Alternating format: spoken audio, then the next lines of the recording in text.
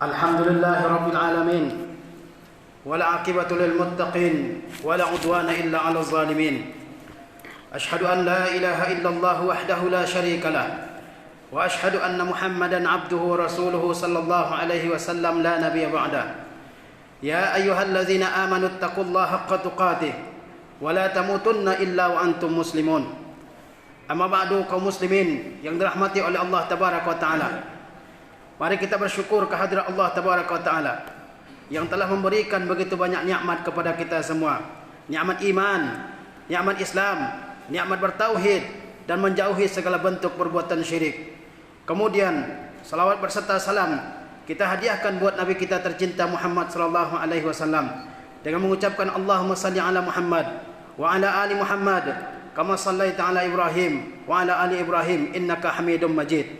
Seterusnya saya wasiatkan kepada para hadirin sekalian untuk senantiasa menjaga dan meningkatkan ketakwaan diri kita ke hadapan Allah tabaraka wa taala. Karena sebaik-baik bekal yang dibawa oleh seorang hamba bertemu dengan Rabbnya adalah at-taqwa. Wa tazawwadu fa inna khairaz zadit taqwa. Berbekallah kalian di dalam kehidupan kalian di dunia ini untuk kehidupan di akhirat. Dan sesungguhnya sebaik-baik bekal kalian adalah ketakwaan kalian kepada Allah Subhanahu wa taala. Kerjakan segala yang diperintahkan oleh Allah tabaraka wa taala meskipun terasa berat oleh kita, dan jauhi segala yang dilarang oleh Allah Subhanahu wa taala. Tidaklah Allah Subhanahu wa taala memerintahkan kita untuk mengerjakan sesuatu melainkan terdapat begitu banyak kebaikan di dalamnya, dan tidaklah Allah Subhanahu wa taala melarang kita melakukan sesuatu kecuali di balik larangan Allah tersebut terdapat berbagai macam mudarat, berbagai macam bahaya dan kerugian untuk kehidupan kita, baik kehidupan di dunia maupun di akhirat. Kaum muslimin yang dirahmati oleh Allah Subhanahu wa taala, fadlu al-ashril awakhir, keutamaan 10 hari terakhir bulan Ramadan. Ini adalah tema yang akan kita bicarakan dalam khutbah kita yang terbatas ini. Kaum muslimin yang dirahmati oleh Allah Subhanahu wa taala, baru kemarin rasanya kita bersukacita menyambut bulan Ramadan yang mulia ini dengan penuh kegembiraan, dengan penuh kebahagiaan, dan sekarang kita sudah bersiap-siap untuk melepaskan kepergian bulan Ramadan ini. Seolah-olah antara awal dan akhir Ramadan itu hanya seperti antara waktu pagi dengan waktu sore. Begitu cepat berlalunya. Ini mengisyaratkan kepada kita semua bahwa kehidupan kita di dunia ini tidaklah lama, antara waktu pagi dengan waktu sore saja. Oleh sebab itu, kita semua berkewajiban untuk memanfaatkan waktu ini dengan sebaik-baiknya. Jangan sampai kita menjadi orang-orang yang tertipu. Diberikan waktu oleh Allah tabaraka wa taala untuk beribadah di dunia ini, namun kita lalaikan, kita abaikan waktu tersebut, sehingga kita tatkala menghadap Allah tabaraka wa taala dengan kematian kita masing-masing, kita menjadi hamba-hamba yang muflis, hamba-hamba yang merugi di hadapan Allah Subhanahu wa taala, tidak membawa bekal yang banyak, tidak membawa bekal yang cukup ke hadapan Allah tabaraka wa taala. Kaum muslimin yang dirahmati oleh Allah Subhanahu wa taala, seorang penyair mengatakan bagaimana dia merasakan sedihnya berpisah dengan bulan Ramadan ini. Ayah syahras siyami fadatka nafsi tamahal birrahil wal intiqali fama adri iza mal haul walla wa utta biqabilin fi khairi hali atalqani ma'a ahya'in hayya aw talqani fil lahdi bali. Apa kata seorang penyair mengungkapkan bagaimana sedihnya dia berpisah dengan bulan Ramadan ini. Wahai bulan Ramadan, diriku menjadi penebus engkau. Tamahal birrahili, janganlah engkau begitu cepat berlalu dalam hadapanku. Janganlah engkau begitu cepat pergi dari hadapanku. Fama adri, aku tidak mengetahui iza mal haul walla, aku tidak mengetahui kalau tahun ini sudah habis. Wa utta biqabilin fi khairi hali, dan pada tahun berikutnya engkau datang dalam keadaan yang begitu baik. Atalqani ma'al ahya'i hayya, apakah di tahun berikutnya engkau akan menjumpai aku masih hidup bersama orang-orang yang masih hidup? Am talqani fil lahdi bali, atau engkau akan menjumpai aku telah hancur tulang belulangku di dalam lahatku. Kaum muslimin dirahmati oleh Allah Subhanahu wa taala, tidak ada yang bisa menjamin kita masih hidup sampai bulan Ramadan berikutnya. Oleh sebab itu, waktu-waktu Ramadan yang masih tersisa ini kita wajib manfaatkan sebaik-baiknya agar kita menjadi hamba-hamba yang beruntung di hadapan Allah Subhanahu wa taala. Dan ketahuilah bahwa Ramadan yang telah berlalu 2/3-nya, 10 yang pertama dan 10 yang terakhir, tetapi kita wajib mengetahui pula bahawa yang tersisa dari Ramadan ini, yakni 10 hari terakhir, itulah yang terbaik. Kaum muslimin rahmati oleh Allah Subhanahu wa taala. Seorang di antara ulama mengatakan, "Iza kana Ramadhanu qad madha mu'zamuhu faqad baqiya a'zamuhu." Kalau bulan Ramadan ini sebagian besarnya telah pergi berlalu meninggalkan kita semua, faqad baqiya a'zamuhu. Yang terbesar, yang teragung darinya masih tersisa, yaitu 10 hari terakhir bulan Ramadan ini. Sesungguhnya di antara rahmat Allah tabaraka wa taala kepada hamba-hambanya yang beriman adalah bahwa Allah menjadikan bagian yang terakhir dari setiap syiar-syiar Allah Subhanahu wa taala ini, itulah yang terbaik. Sebagian orang bersemangat mengerjakan ibadah di awal-awalnya, tetapi tatkala masuk kepada bagian yang terakhir, mereka mulai kendor, mereka mulai loyo, mereka mulai kehilangan semangat. Padahal kita mengetahui bahwa bagian terakhir itulah yang paling menentukan. Seperti sebuah pertandingan, tidak semua orang masuk ke final, hanya orang-orang terbaik yang masuk ke final. Begitu pula dengan ibadah-ibadah kita ini, sya'airillah, syiar-syiar Allah Subhanahu wa taala. Yang terbaik adalah bagian yang terakhir. Oleh sebab itu kita mesti mempertahankan keimanan kita, ketakwaan kita kepada Allah Subhanahu wa taala, agar kita semua menjadi hamba-hamba yang sampai ke garis finishnya. Sebagaimana dikatakan oleh Talha ibn Ubaidillah. Apa kata Talha ibn Ubaidillah? Sesungguhnya seekor kuda pacu, kuda yang digunakan untuk berlomba, jika dia sudah mendekati garis finishnya, dia akan mengeluarkan segala tenaganya, dia akan mengeluarkan segala kemampuannya agar segera sampai di garis finish dan menjadi orang atau kuda yang pertama sampai di garis finish. Kaum muslimin yang dirahmati oleh Allah SWT, ibadah-ibadah kita ini Allah jadikan bagiannya yang terakhirnya, waktu terakhirnya, itulah yang terbaik. Kalau kita lihat misalnya bulan-bulan Zulhijjah, bulan-bulan Hijriyah,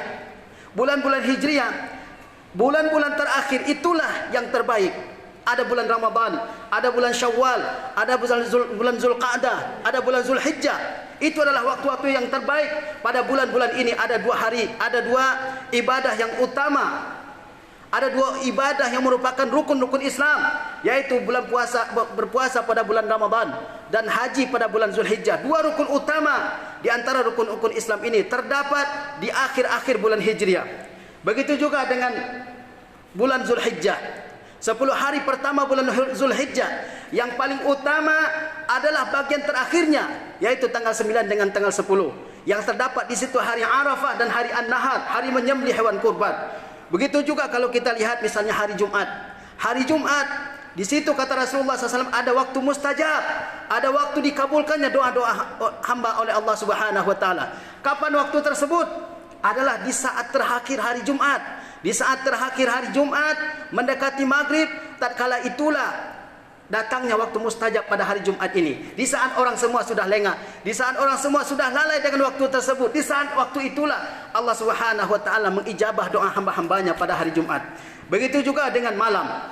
Malam yang merupakan waktu untuk beribadah bagi hamba-hamba Allah yang saleh.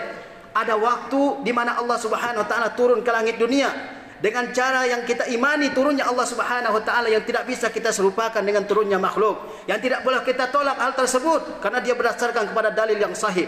Allah Subhanahu wa taala turun ke langit dunia ini. Lalu Allah Subhanahu wa taala berfirman, "Apakah ada yang berdoa kepadaku? Aku akan kabulkan doanya. Apakah ada yang bertobat kepadaku? Aku akan terima taubatnya. Apakah ada yang memohon ampun kepadaku? Aku akan terima ampunannya. Aku akan berikan ampunan kepadanya." Kapan waktu tersebut? As-sulus al-akhir minal laili, yaitu sepertiga terakhir dari malam.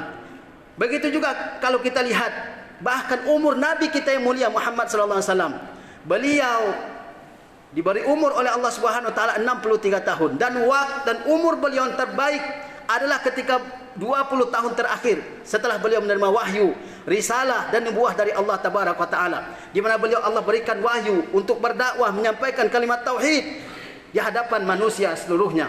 Itu adalah waktu yang paling terbaik dari usia beliau. 40 tahun sebelumnya kita tidak mengetahui banyak dari sirah Rasulullah sallallahu alaihi wasallam.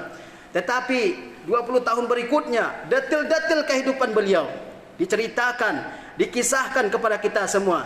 Kita semua mendapat manfaat dari 20 tahun kehidupan Rasulullah yang terakhir, dengan dakwahnya beliau, dengan jihadnya beliau, dengan usaha beliau mengajari kita semua. Sehingga Allah Subhanahu wa taala berfirman mengingatkan Rasulullah sallallahu alaihi wasallam, "Wa anzalallahu alaikal kitaba wal hikmah." Allah telah turunkan kepada engkau kitab dan hikmah. Wa 'allamaka ma lam takun ta'lam. Dan Allah ajarkan kepada engkau wahai Muhammad apa yang tidak engkau ketahui. Wa kana fadlullahi 'alaika 'azima. Dan keutamaan Allah begitu besar kepada engkau. Begitu juga dengan bulan Ramadan yang sekarang sedang kita jalani. Bagian yang terbaiknya adalah 10 hari terakhir bulan Ramadan ini. Al-ashrul awakhir min Ramadan. Kenapa?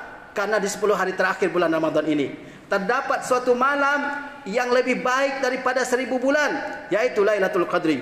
Allah Subhanahu wa taala berfirman, "Inna anzalnahu fi Lailatul Qadri, wa ma adraka ma Lailatul Qadri. Lailatul Qadri khairum min alfi syahrin. Tanazzalul malaikatu war-ruhu fiha biizni rabbihim min kulli amr. Salamun hiya hatta matla'il fajri." Karena itulah kaum muslimin yang dirahmati oleh Allah Subhanahu wa taala. Nabi kita yang mulia Muhammad sallallahu alaihi wasallam, beliau bersungguh-sungguh beribadah pada bulan Ramadan ini, dan beliau lebih bersungguh-sungguh lagi beribadah kepada Allah Tabaraka wa taala di 10 hari terakhir bulan Ramadan ini. Al-Imam Al-Bukhari dan Muslim meriwayatkan dari Sayyidah Aisyah radhiyallahu taala anha, di mana beliau mengatakan, "Kana Rasulullah sallallahu alaihi wasallam yajtahidu fi Ramadan." Rasulullah sallallahu alaihi wasallam bersungguh-sungguh beribadah kepada Allah Subhanahu wa taala di bulan Ramadan ini. Ma la yajtahidu fi ghairihi. Tidak sama dengan kesungguhan beliau beribadah pada bulan-bulan lain. Wa yajtahidu fil ashril awakhir min Ramadan ma la yajtahidu fi ghairiha. Beliau bersungguh-sungguh beribadah kepada Allah Subhanahu wa taala di 10 hari terakhir bulan Ramadan, berbeda dengan kesungguhan beliau beribadah pada selainnya. Rasulullah SAW bersungguh-sungguh beribadah pada bulan Ramadan, dan beliau lebih bersungguh-sungguh lagi beribadah kepada Allah Subhanahu wa taala di 10 hari terakhir bulan Ramadan. Dalam riwayat yang lain, Aisyah radhiyallahu taala anha, istrinya Rasulullah SAW, beliau mengatakan, "Kana Nabi sallallahu alaihi wasallam idza dakhala al-ashrul awakhir min Ramadan ahya lailahu wa ayqaza ahlahu wa shadda al-mi'zar." Bahwasanya Nabi sallallahu alaihi wasallam, kata Aisyah radhiyallahu taala anha, kalau sudah masuk 10 hari terakhir bulan Ramadan, maka beliau mengisi malam-malam bulan Ramadan tersebut dengan berbagai macam ibadah kepada Allah Tabaraka taala, dengan berbagai macam ketaatan, dengan berbagai macam amal saleh. Wa ayqaza ahlahu, dan beliau membangunkan keluarganya untuk ikut beribadah kepada Allah Tabaraka taala. Wa shaddal mi'zar, dan beliau mengencangkan sarungnya. Yang dimaksud dengan mengencangkan sarungnya adalah beliau fokus beribadah kepada Allah Subhanahu wa taala. Dan sebagian ulama hadis mengatakan maksudnya adalah beliau menjauh istrinya, tidak bergaul suami istri pada saat tersebut karena beliau sedang i'tikaf di masjid. Kaum muslimin yang dirahmati oleh Allah Subhanahu wa taala, karena itu di 10 hari terakhir ini Rasulullah sallallahu alaihi wasallam selalu beriktikaf. Beliau adalah orang yang paling sibuk dengan berbagai macam tugas, dengan berbagai macam beban, dengan berbagai macam tanggung jawab yang dibebankan oleh Allah Subhanahu wa taala. Tetapi beliau berusaha untuk meninggalkan dunia pada 10 hari yang terakhir ini. Beliau fokus beribadah kepada Allah Tabaraka taala. Itu hendaknya menjadi teladan bagi kita semua. Jangan sibukkan diri kita dengan dunia yang akan kita tinggalkan. Sibukkan diri kita dengan akhirat yang akan menjadi kehidupan kita selama-lamanya. Kemudian kaum muslimin yang dirahmati oleh Allah Subhanahu wa taala, begitulah Rasulullah SAW. Beliau bersungguh-sungguh beribadah kepada Allah Subhanahu wa taala pada 10 hari terakhir bulan Ramadan. Beliau menghidupkan malam-malam bulan Ramadan ini dengan berbagai macam ibadah, dengan salat malam, dengan berzikir, dengan tilawah Al-Quran dan seterusnya. Begitu juga dengan generasi terdahulu dari umat ini, salafun salih, umat-umat yang terdahulu. Bagaimana mereka semua mengisi 10 hari terakhir ini, bagaimana mereka mengagungkan 10 hari terakhir bulan Ramadan ini, luar biasa. Diceritakan dari seorang sahabat yang mulia yang bernama Thabit Al-Bunani, bahwasanya beliau ketika masuk 10 hari terakhir bulan Ramadan ini, maka beliau memakai baju yang terbaik yang beliau miliki, kemudian beliau memakai minyak wangi, kemudian beliau berangkat ke masjid dan menaruh dan meletakkan parfum di setiap pojok masjid. Kemudian beliau mulai salat malam sebagai bentuk pengagungan terhadap 10 hari terakhir bulan ini. Begitu pula misalnya dengan Ibrahim An-Nakhai, seorang tabi'in yang mulia. Beliau apabila telah masuk 10 hari terakhir bulan Ramadan ini, maka beliau setiap hari atau setiap malam beliau akan mandi, kemudian memakai minyak wangi, kemudian bersiap untuk melakukan salat malam di masjid. Begitu juga misalnya dengan seorang sahabat yang mulia, Tamim Ad-Dari, seorang sahabat yang mulia yang dulunya beragama Nasrani kemudian masuk Islam di hadapan Rasulullah SAW. Bahkan beliau membeli pakaian dengan harga 1000 dinar, harga yang sangat mahal. Dengan harga 1000 dirham, harga yang sangat mahal. dan beliau khususkan pakaian tersebut untuk beribadah kepada Allah Subhanahu wa taala di 10 hari terakhir bulan Ramadan ini. Sehingga seorang ulama yang terkenal dengan Syekhul Mufassirin, Imamul Mufassirin, Al-Imam At-Tabari, beliau mengatakan, para ulama terdahulu, kata Al-Imam At-Tabari, mereka semua menganjurkan untuk mandi setiap malam sebelum seseorang melaksanakan salat malam. Begitu perhatian mereka yang sangat besar terhadap 10 hari terakhir bulan Ramadan ini. Mereka tidak lewatkan satu malam pun kecuali dengan ibadah kepada Allah Tabaraka wa Ta'ala. Kemudian kaum muslimin yang dirahmati oleh Allah Subhanahu wa Ta'ala, kenapa begitu besar perhatian mereka terhadap 10 hari terakhir ini, al-ashrul awakhir min Ramadan? Karena pada 10 hari terakhir ini terdapat malam yang sama-sama kita sudah ketahui, yang lebih baik daripada 1000 bulan. 1000 bulan itu sama dengan 83 tahun 4 bulan, sama dengan 30 ribu hari. Bayangkan tatkala seseorang bisa beribadah kepada Allah Subhanahu wa taala 30 ribu hari, itu bisa diringkaskan pahalanya oleh Allah Subhanahu wa taala dalam semalam. Apakah malam yang seperti ini patut untuk kita abaikan? Patut untuk kita biarkan berlalu saja di hadapan kita? Kaum muslimin yang dirahmati oleh Allah Subhanahu wa taala, Allah Subhanahu wa taala menceritakan tentang malam Al-Qadar ini dalam sebuah surat dalam Al-Qur'an yang disebut dengan surah Al-Qadar. Bahkan ulama mengatakan, tidaklah Allah Subhanahu wa taala menyandarkan Al-Qadar di dalam kitabnya yang mulia kecuali kepada dua, kepada zatnya yang mulia dan kepada malam ini, Lailatul Qadar. Oleh sebab itu patut kita renungkan beberapa hal terkait dengan malam Al-Qadar ini. Para ulama ahli tafsir, mereka merenungkan tentang surah Al-Qadar ini. Mereka mengatakan bahwa surah Al-Qadar ini mengandung beberapa bentuk dari i'jaz adadi, yaitu kemu'jizatan Al-Quran dari segi angka-angka. Di antaranya adalah bahwa surah Al-Qadar ini berisi 5 ayat. Kata ulama ahli tafsir, ini mengisyaratkan kepada rukun Islam yang 5, di mana tidak sempurna keislaman seseorang kecuali dengan mengimani, melaksanakan dan menjalankan kelima rukun Islam ini. Kemudian seterusnya kata Al-Qadar sendiri, dia terdiri dari 5 huruf, alif, lam, qaf, dal dan ra. Ini mengisyaratkan kepada salat yang 5 waktu. Kemudian kalimat dalam surah Al-Qadar ini ada 30 kata. Kata dalam surah Al-Qadar ini ada 30 kata. Ini mengisyaratkan bahwasanya bulan Ramadan ini, kata mereka, terdiri dari 30 hari.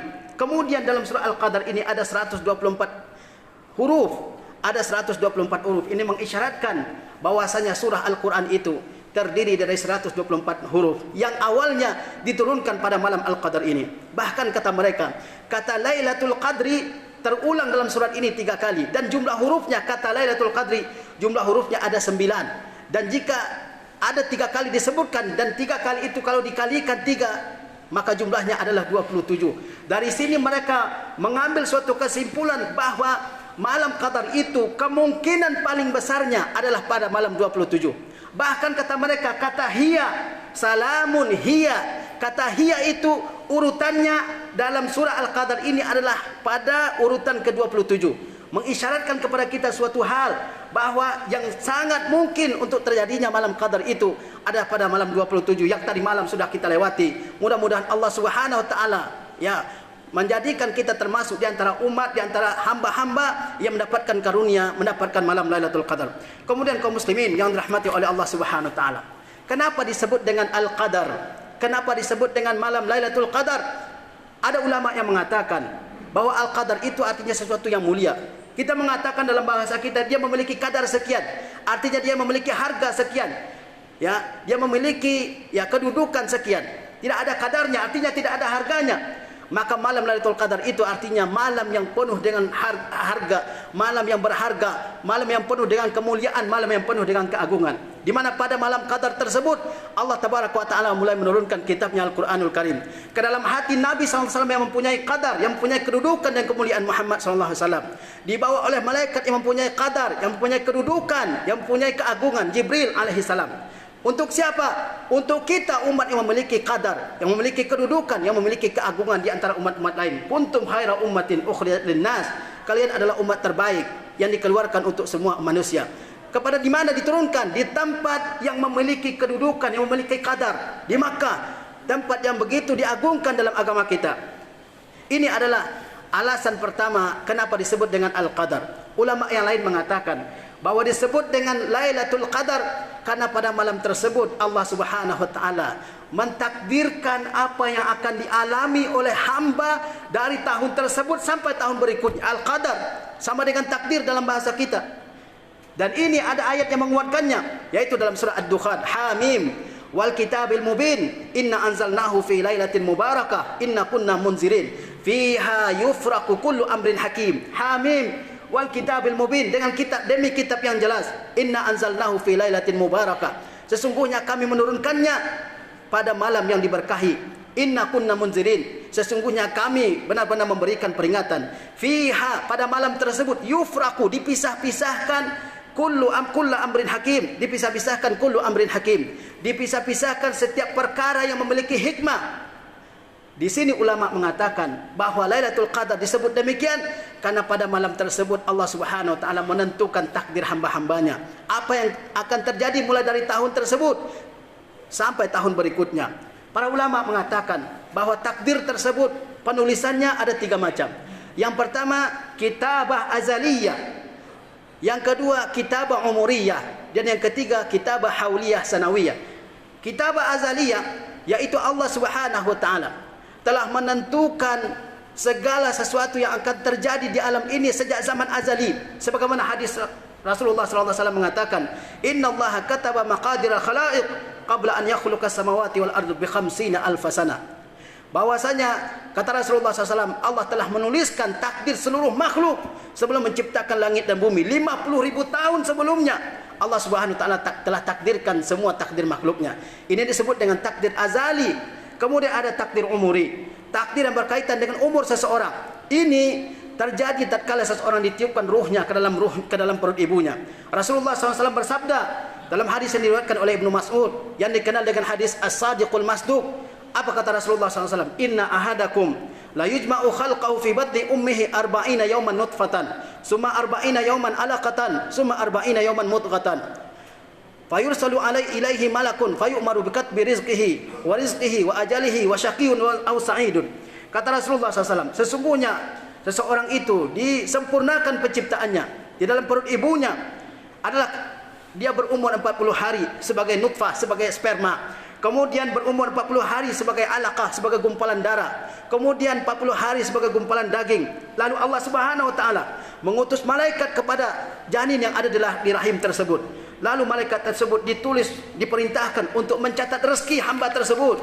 Kemudian diperintahkan untuk mencatat ajalnya berapa, umurnya berapa. Lalu diperintahkan untuk mencatat apakah hamba tersebut adalah hamba yang akan berbahagia hidupnya selama hidup di dunia ini, atau dia merupakan hamba yang akan celaka dalam kehidupannya, yang akan sengsara. Oleh sebab itu, para ulama mengatakan takdir yang umuri ini itu sudah tertulis bagi setiap hamba. Bahkan sebagian ulama mengatakan sudah tertulis di jidatnya, di keningnya setiap orang itu. Sehingga orang Arab mengatakan, ma kutiba alal jabin la budda an tarahul aib. Apa yang telah ditulis di jidatnya seseorang, di keningnya seseorang, pasti dilihat oleh matanya. Apa yang telah ditetapkan oleh Allah Subhanahu wa taala pasti akan kita rasakan dalam kehidupan kita ini. Baik itu kebahagiaan, baik itu kesengsaraan, baik itu rezeki, baik itu ajal dan seterusnya. Kemudian ada takdir yang ketiga, kitabah hauliyah, yaitu takdir yang berkaitan dengan takdir tahunan. Itulah yang diceritakan oleh Allah Subhanahu wa taala dalam surah Al-Qadar ini, di mana Allah Subhanahu wa taala memerintahkan malaikatnya untuk mencatat takdir-takdir apa yang akan terjadi mulai dari malam Qadar itu sampai malam Qadar berikutnya 1 tahun penuh. Bahkan Ibnu Abbas mengatakan apa yang akan terjadi dari tahun tersebut sampai tahun berikutnya sudah ditentukan pada malam itu. Baik itu mengenai rezeki, baik itu mengenai ajal, siapa yang akan meninggal, siapa yang akan mati, baik itu mengenai hujan, baik itu mengenai bencana, baik itu mengenai rezeki dan seterusnya. Bahkan Ikrimah radhiyallahu taala anhu, beliau mengatakan bahkan nama-nama orang yang akan haji pada tahun tersebut sudah ditentukan oleh malaikat. Bahkan nama bapaknya, siapa yang akan haji tahun berikut ini. Banyak orang yang sudah begitu matang persiapannya untuk melaksanakan haji, tetapi ada saja kendala untuk tidak datang ke Makkah. Kemudian kaum muslimin yang dirahmati oleh Allah Subhanahu wa taala, pada malam ini Allah Subhanahu wa taala, pada malam Qadar itu Allah Subhanahu wa taala mentakdirkan makhluknya, mentakdirkan salah takdir bagi makhluknya. Oleh sebab itu, para ulama menganjurkan kepada kita agar kita semua memperbanyak ibadah di malam Qadar tersebut, dengan solat, dengan tilawah, dengan ruku, dengan sujud, dengan menghamba kepada Allah Subhanahu wa taala, dengan berdoa kepada Allah Subhanahu wa taala sebaik mungkin dan sebanyak mungkin. Kenapa? Karena mungkin saat itu Allah Subhanahu wa taala sedang mencatat takdir kita. Kemudian karena doa-doa kita Allah Subhanahu wa taala merubah takdirnya. Karena ulama mengatakan bahwa takdir seorang hamba itu ada dua macam. Ada takdir mubram dan ada takdir muallaq. Takdir mubram tidak akan bisa berubah selama-lamanya, tapi takdir muallaq bisa berubah. Di antaranya adalah dengan doa. Apa dalil yang menunjukkan hal demikian? Rasulullah sallallahu alaihi wasallam bersabda, "Ad-du'a wal qada ya'talijani fis sama'i hatta yurda ad-du'a wal qada." Bahwasanya antara qada, keputusan Allah Subhanahu wa taala, dengan doa seorang hamba, ya'talijani fis sama', keduanya saling bergulat di langit. Antara takdir Allah yang akan turun kepada seorang hamba dan doa hamba yang naik kepada Allah Subhanahu wa taala, keduanya saling bertarung di langit. Hatta yarudda du'aul qada, sampai doa mengalahkan qada tersebut. Kalau doa seorang hamba begitu tulus, begitu ikhlas, kuat doanya kepada Allah Subhanahu wa taala, takdir-takdir yang buruk yang akan menimpanya bisa dihindarkan oleh Allah Subhanahu wa taala. Kata Rasulullah sallallahu alaihi wasallam, la yaruddul qada'a illa du'a'u. Tidak ada yang merubah keputusan Allah Subhanahu wa taala kecuali doa seorang hamba. Oleh sebab itu, kita semua dianjurkan untuk berdoa sebaik mungkin pada malam ini, supaya kita semua terhindar dari takdir-takdir Allah Subhanahu wa taala yang buruk yang akan menimpa kita semua. Kaum muslimin, apakah bisa takdir Allah dirubah? Kalau takdir mubram, sesuatu yang sudah diputuskan dalam ilmu Allah Subhanahu wa taala, tidak akan bisa. Tapi takdir muallaq, takdir yang dikaitkan dengan usaha hamba, bisa dirubah oleh Allah Subhanahu wa taala. Sebagaimana Allah Subhanahu wa taala berfirman, "Yamhullahu ma yasha wa yuthbit wa indahu ummul kitab." Allah akan menghapuskan apa yang dikehendakinya. Allah akan tetapkan, tuliskan apa yang dikehendakinya. Dan ummul kitab yaitu Lauhul Mahfuz ada di sisi Allah Subhanahu wa taala. Kemudian kaum muslimin yang dirahmati oleh Allah Subhanahu wa taala, pada malam Qadar ini adalah malam awal turunnya Al-Qur'anul Karim kepada Nabi kita yang mulia Muhammad sallallahu alaihi wasallam. Inna anzalnahu fi lailatul qadri. Sesungguhnya kami menurunkannya pada malam Qadar. Sesungguhnya kami menurunkannya pada malam Qadar. Kalau kata ulama bahwa turunnya Al-Qur'an itu, pertama turun dari Lauhil Mahfuz ke Baitul Izzah di langit dunia, itu terjadi pada malam Qadar. Kemudian turunnya kepada Rasulullah sallallahu alaihi wasallam. Turunnya kepada Rasulullah SAW Al-Quran itu secara bertahap selama 23 tahun. Dan awal turunnya adalah pada malam Qadar ini. Sebagaimana Allah berfirman, Inna anzalnahu fi lailatul qadri. Sesungguhnya kami menurunkannya pada malam Qadar. Sebagaimana Allah SWT berfirman, Syahrul Ramadan allazi unzila fihil Quran. Bulan Ramadan yang diturunkan Al-Quran padanya. Bukan berarti Quran itu turun hanya pada malam Ramadan. Bukan. Tetapi awal turunnya adalah pada bulan Ramadan. Sebagaimana Allah berfirman, Inna anzalnahu fi lailatin mubarakah. Sesungguhnya kami menurunkannya, maksudnya kami mulai menurunkan Al-Quran itu ke dalam hati hamba kami Muhammad SAW adalah pada malam yang diberkahi. Jadi Al-Quranul Karim mulai diturunkan pada bulan Ramadan oleh Allah Subhanahu wa taala pada malam Qadar, dan malam Qadar itu adalah malam yang diberkahi oleh Allah Subhanahu wa taala. Oleh sebab itu kita semua jangan sampai mengabaikan malam yang mulia ini. Kita isi malam ini dengan salat, dengan berdoa, dengan bersedekah, dengan berzikir mengingat Allah Subhanahu wa taala. Sebagaimana Aisyah radhiyallahu taala anha, beliau bertanya kepada Rasulullah SAW, "Wahai Rasulullah, seandainya saya bertemu dengan malam Lailatul Qadar tersebut, apa doa yang harus saya ucapkan pada saat itu?" Ini istri Rasulullah SAW yang bertanya. Kata Rasulullah SAW, yang pantas untuk kita ucapkan pada saat itu adalah doa, Allahumma innaka afuwun tuhibbul afwa fa'fu anni. Wahai Tuhanku, wahai Allah tabaraka wa taala, wahai Allah tabaraka wa taala, sesungguhnya engkau menyukai maaf terhadap hamba-hambamu, maka maafkanlah aku. Kemudian Rasulullah SAW menjanjikan ampunan yang begitu besar bagi orang yang mengisi malam Qadar ini dengan ibadah. Kata Rasulullah SAW, Man qama lailatul qadri imanan wa ihtisaban ghufira lahu ma taqaddama min zambi, rawahul Bukhari. Barang siapa yang mengisi malam Qadar ini dengan penuh keimanan, iman akan wajibnya puasa, iman akan adanya malam Lailatul Qadar tersebut. Kemudian kata Rasulullah SAW, dan dia mengharapkan pahala dari Allah Subhanahu wa taala, ghufira lahu ma taqaddama min zambi, maka akan diampuni dosa-dosanya yang terdahulu. Betapa bahagianya kita tatkala Allah tabaraka wa taala mengampuni dosa-dosa kita. Kita semua hamba yang penuh dosa, penuh keburukan di hadapan Allah tabaraka wa taala. Bagaimana cara menghapusnya? Menghapusnya adalah dengan, di antaranya adalah dengan berusaha untuk mengisi malam Lailatul Qadar ini dengan ibadah sebaik mungkin. Bayangkan, malam Qadar ini kita semua umat Islam yang memiliki umur yang pendek di hadapan Allah Subhanahu wa taala. A'maru ummati ma baina 60 wa 70 wa qalilun man yajuzu zalik. Kata Rasulullah SAW, umur umatku ini antara 60 dan 70 tahun dan sedikit yang melewati angka tersebut. Tapi Allah Subhanahu wa taala memberikan satu kemuliaan bagi kita semua umat Islam, yaitu malam Qadar. Kalau kita mengisi malam ini dengan berbagai macam ibadah yang mungkin masih tersisa, karena Rasulullah SAW malam Qadar itu selalu ada pada malam-malam ganjil di 10 hari terakhir. Masih ada kemungkinan ya di tanggal yang lain, di tanggal yang ganjil di hari 10 hari terakhir ini. Maka kita semua kalau mendapatkannya, maka kita sabar sehingga tidak pantas kita lalaikan, kita abaikan ya malam ini. Berikan keluarga kita istirahat, berikan handphone kita istirahat, berikan TV kita istirahat. Mari kita beribadah kepada Allah Subhanahu wa taala. Mungkin saja ini adalah Ramadan terakhir bagi kita. Mungkin saja ini adalah kesempatan terakhir bagi kita untuk beribadah pada Ramadan ini. Mungkin pada tahun berikutnya kita tidak lagi hidup di atas muka bumi ini, melainkan sudah dikuburkan oleh orang-orang yang masih hidup dalam muka bumi, dalam perut bumi. Barakallahu li wa lakum fil Qur'anil azim. Wa nafa'ani wa iyyakum bima fihi minal ayati wa zikril hakim. Wa taqabbala minni wa minkum tilawatahu innahu huwas samiul alim.